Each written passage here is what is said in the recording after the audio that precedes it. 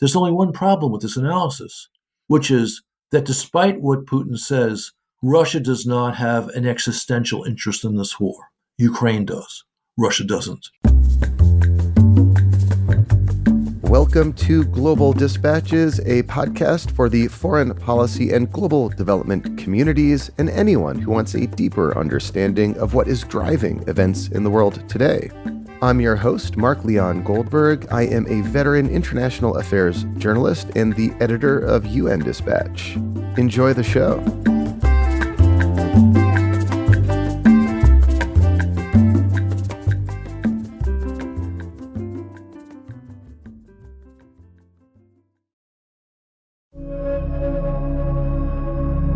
In the early hours of Tuesday, June 6, a major dam on the Dnipro River in Russian-occupied Ukraine suffered catastrophic damage.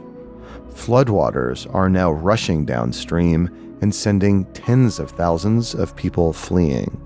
The path of these destructive floodwaters roughly follows the front lines between Russian and Ukrainian forces in southern Ukraine. And this breach comes just as Ukraine's much-anticipated counteroffensive gets underway. This obviously raises the question, did Russia sabotage the Kakhovka Dam to thwart a Ukrainian counteroffensive? I'm joined today by former U.S. Ambassador to Ukraine John Herbst. He is a retired career Foreign Service officer and now the Senior Director of the Atlantic Council's Eurasia Center. We kick off discussing the destruction of the Kakhovka Dam, including the likelihood that it was deliberately destroyed by Russia. We then have an extended conversation about what the destruction of this dam means for Ukraine's counteroffensive.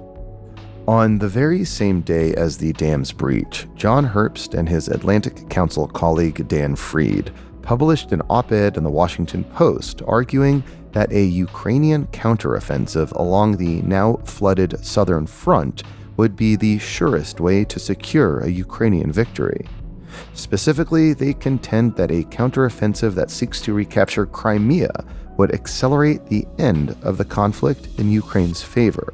We discuss this idea at length, which is controversial for the fact that many analysts contend that Crimea, which Russia annexed in 2014, is something of a red line for Putin. This conversation is obviously very timely. You will learn a lot about the impact of this flood on the conflict in Ukraine, and also some of the larger decisions that Ukrainian leaders and their backers in the West need to make as this counteroffensive gets underway.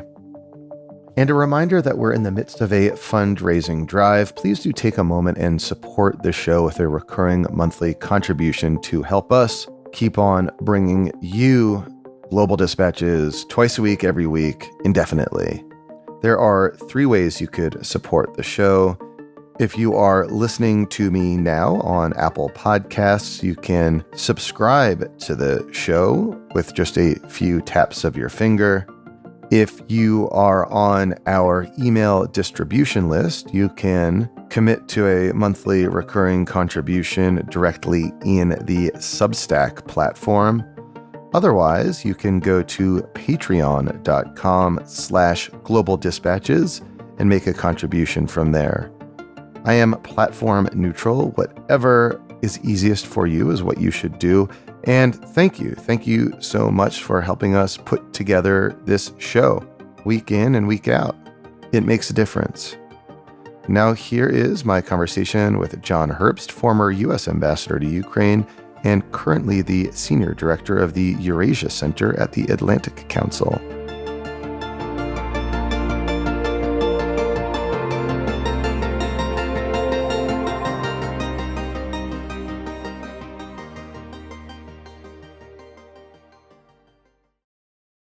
Can I have you situate geographically the Kakhovka Dam and explain its importance in the region?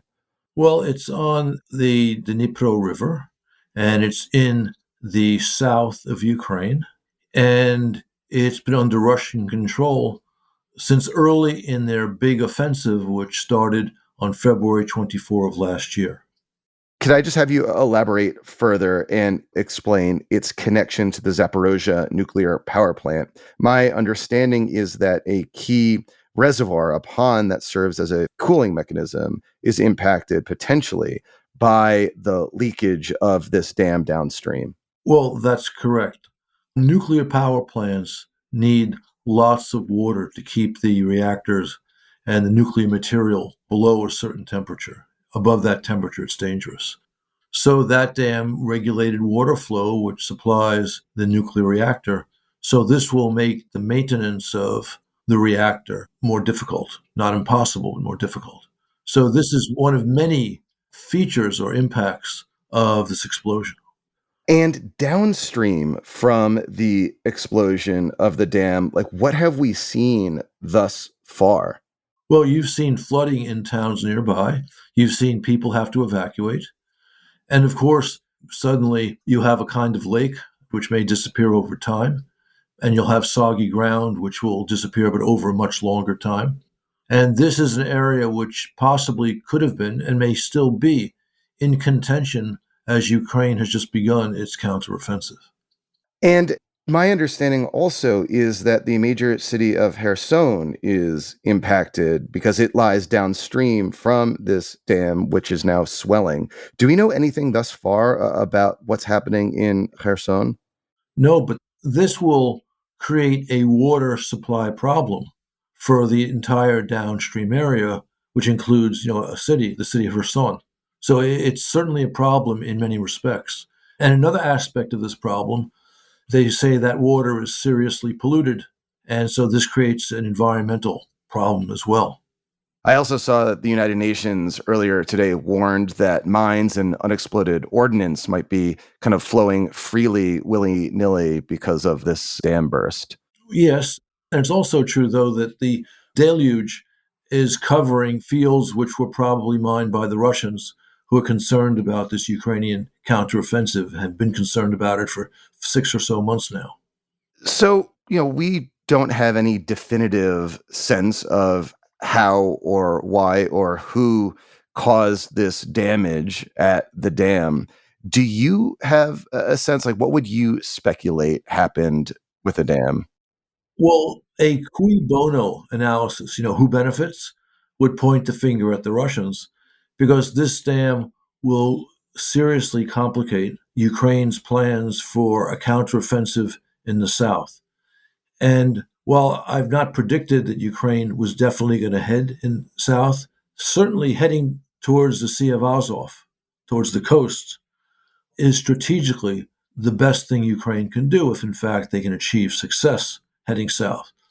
And we know the Russians have been extraordinarily nervous about this counteroffensive. So, again, a cui bono analysis would point the finger at them. The international community knows that the Russians have mined that dam since last fall when they were worried about a possible Ukrainian offensive across the Dnipro River. And I've heard from non official Ukrainian sources, but credible ones, that the explosion was from within. And that's an area, of course, which the Russians control, as opposed to being the result of Ukrainian artillery firing into the dam. Yeah, I mean, it would seem like Occam's razor would suggest like the Russians did it, if Correct. not for the fact that they have routinely targeted civilian infrastructure in That too. Ukraine. It's like part of their whole war plan. They controlled the area, and the timing of this destruction also seems to coincide with the start of this much anticipated Correct. counteroffensive. Is there anything you could say about the timing of this counteroffensive? Like, why are we seeing it finally get off the ground now after we've been sort of waiting for this to happen for so long and anticipating it for so long? Observers, including Russian observers, have thought this counteroffensive could have started early in the year when it was still quite winter. And we know the Russians have gotten increasingly nervous in regard to this offensive because Moscow's own offensive dribbled out at Bakhmut. They finally took that town, which Putin set as a deadline to be taken by the middle of December, but it's cost them, minimum of 20,000 dead, according to the mercenary Wagner's leader Prigozhin's own statements. And, U.S. and other Western intelligence agencies said the Russians have lost 100,000 casualties, which is usually 3 to 4 wounded to dead. So 20,000, 80,000 wounded, something like that. So that's a terrible cost for the Russians to take a town of no great strategic significance. So they've been very, very defensive about that. They've been defensive about the fact that you have this Russian opposition group that's been creating some havoc in the Belgorod Oblast of Russia without any significant pushback by Russian forces. So it's easy enough to imagine that, spooked by the start of the Ukrainian counteroffensive, they decide now is the time to take out that dam. And, as you noted earlier, the flooding caused from this destruction directly impacts what would be the front lines of a counteroffensive aimed at Crimea. Correct. You argue in a Washington Post op-ed that a Crimean counteroffensive would be key to ending the war in Ukraine, or at least accelerating an end to the war in Ukraine.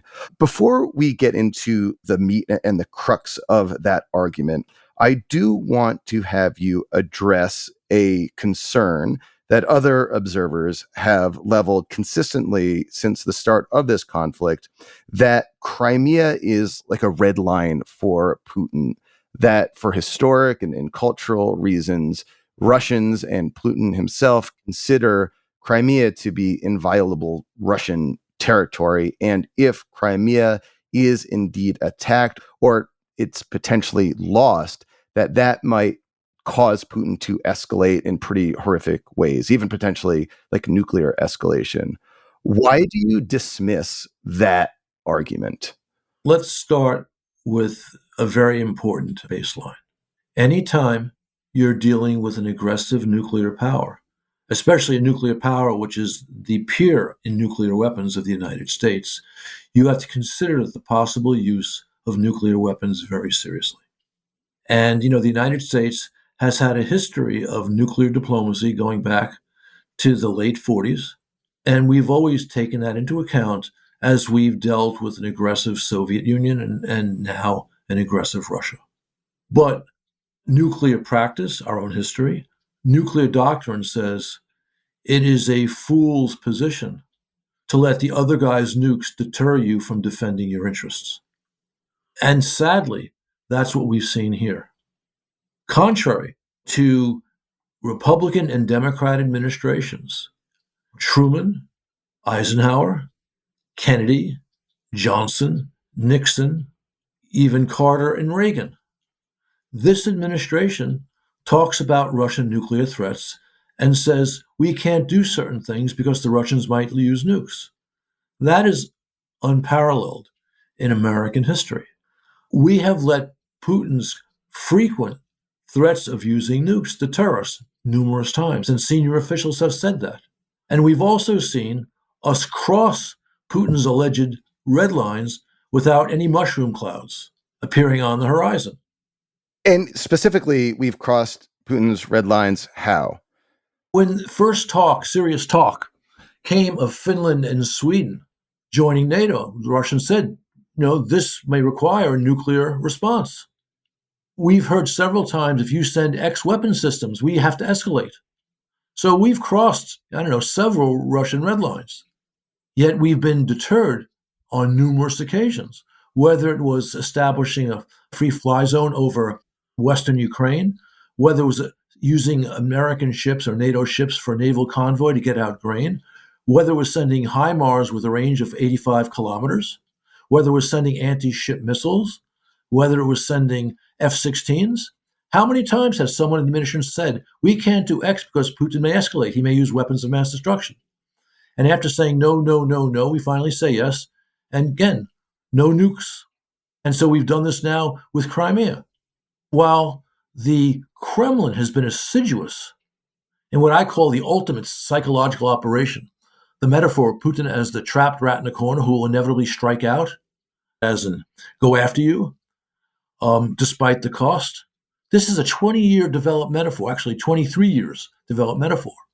And you have many, many Russian officials saying, we may use nukes. And you have virtually the entire Russian disinfo apparatus making these claims. And you even have Russian think tankers emailing and telephoning their longtime American contacts saying, this is really serious.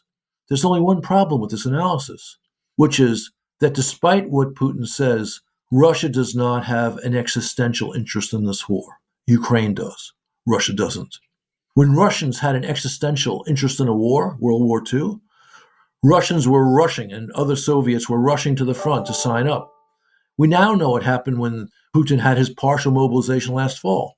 They lost minimum 600,000 or 700,000 Russian draft-age men and as many as 1.5 million. You've even had a retired Russian general and a retired Russian FSB officer say publicly that, of course, we're not going to use nukes in Ukraine. It's not existential. When NATO's marching on Moscow, then we'd use nukes. So you could imagine there is a scenario in which Crimea is liberated into Ukrainian hands and Vladimir Putin remains the unparalleled leader of Russia. I think that if Ukraine breaks the land bridge, Putin has a large political problem. I actually point out that we already see Putin's political problems since the successful Ukrainian counteroffensive last fall. But Putin, as Prigozhin intimated, And you're referring to the Wagner mercenary head, Evgeny Prigozhin. correct, who's become an increasingly outspoken political actor, Oh, he sure which has. is also a sign of the loosening of Putin's control. Putin could announce tomorrow, we've dealt a terrific blow to those Nazis in Kiev, and now that we've taught them a lesson, I'm bringing my troops home. He can announce that, and given the control he has over the Russian media and the forces of repression in Russia, he could survive. But he has an obsession about Ukraine, which, I'd say psychologically does not permit him to do that. So what would a southern offensive by Ukraine aimed at liberating Crimea look like now, especially with large portions of that front flooded by the destruction of this dam? Well, just first on the dam with destruction and the flooding, that's not for all time, but that could prevent any serious action in that area for months. So that obviously would slow it down, and that's the most direct route south.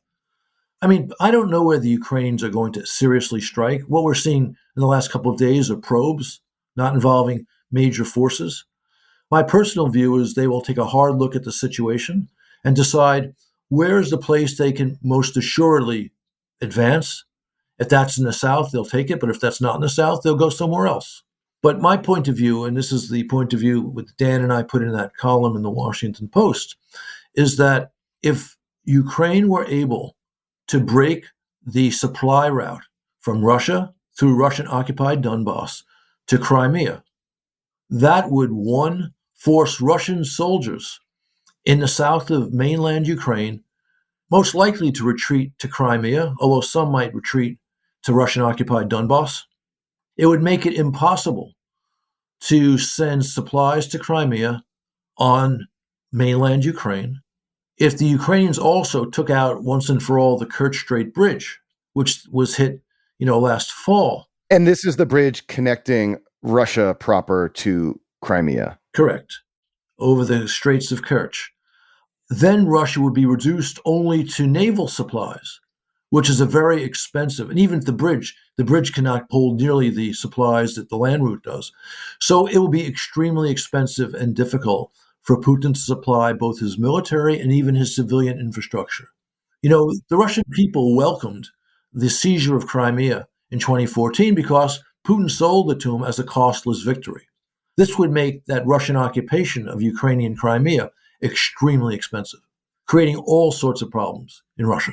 Can you just explain sort of the political impact of a potential, say, either severing of that southern line, the land bridge connecting Russian-controlled parts of Ukraine to Crimea, and also more broadly, like the political impact of that in Russia, and also potentially even like the political impact of losing Crimea totally? Like, why do you contend that that might accelerate the end of the conflict?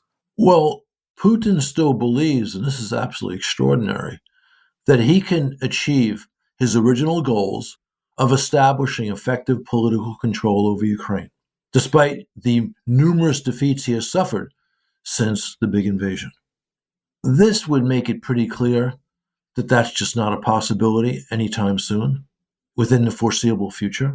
I mean, you could say the failure of their offensive this year, peaking with seizing, perhaps only temporarily, as current battlefield development suggests, the town of Bakhmut at horrendous casualties were suggested.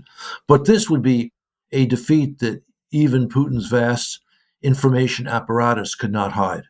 So the loosening of Putin's control that we've seen since the counteroffensive last fall, as all these senior Russian security types are at each other's throats, as full-time members of the regime like Simonyan, the woman who runs RT, various members of the Duma distance themselves from the partial mobilization that Putin instituted last fall in response to the successful Ukrainian counteroffensive, all show shaking within the regime.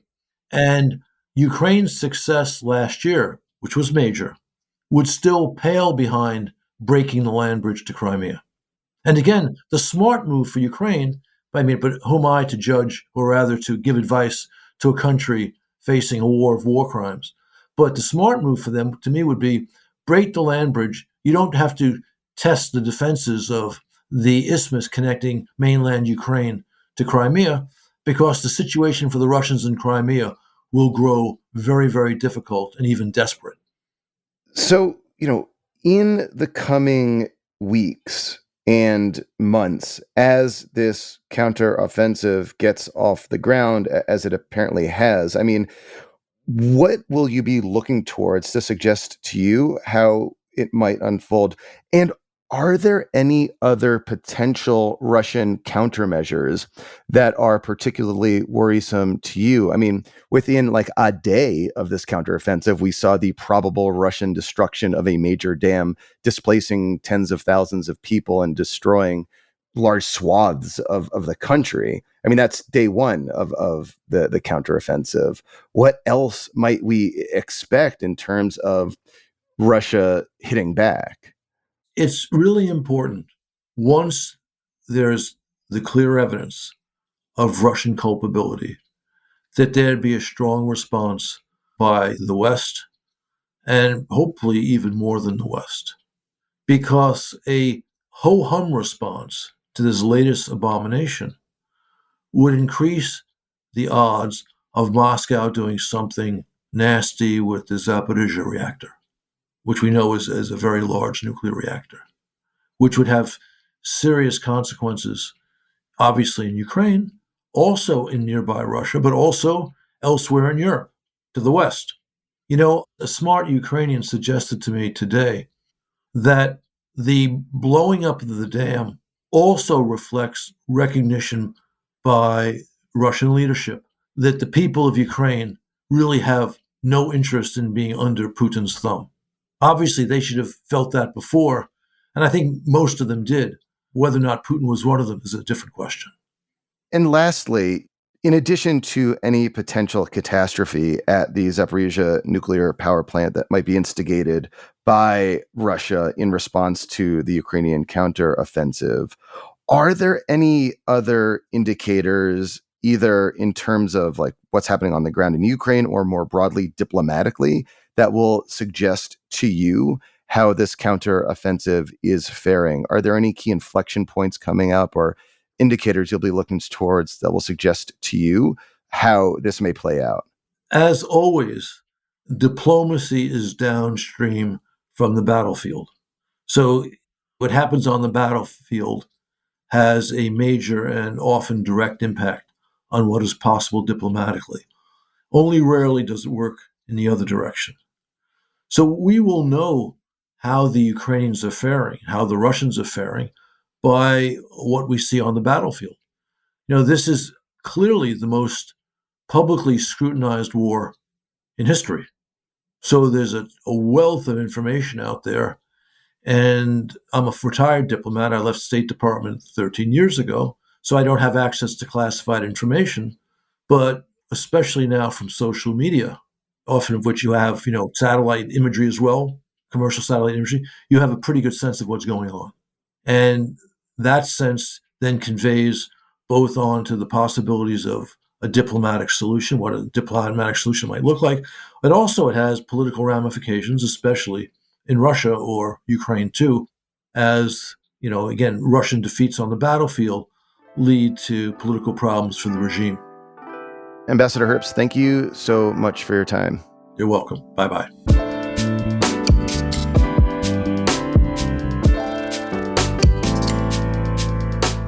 Thank you for listening to Global Dispatches. Our show is produced by me, Mark Leon Goldberg, and edited and mixed by Levi Sharp. If you have questions or comments, please email us using the contact button on globaldispatchespodcast.com. Before you go, do take a moment to show your support for the show by becoming a premium subscriber. If you're listening on Apple Podcasts, you can do so with a couple taps of your thumb. If you're listening elsewhere, you can go to patreon.com/globaldispatches. We rely on support from listeners to continue to do what we do far into the future, and by becoming a premium subscriber, you will unlock access to our entire archive of hundreds and hundreds of episodes. Please rate or review the show on Apple Podcasts.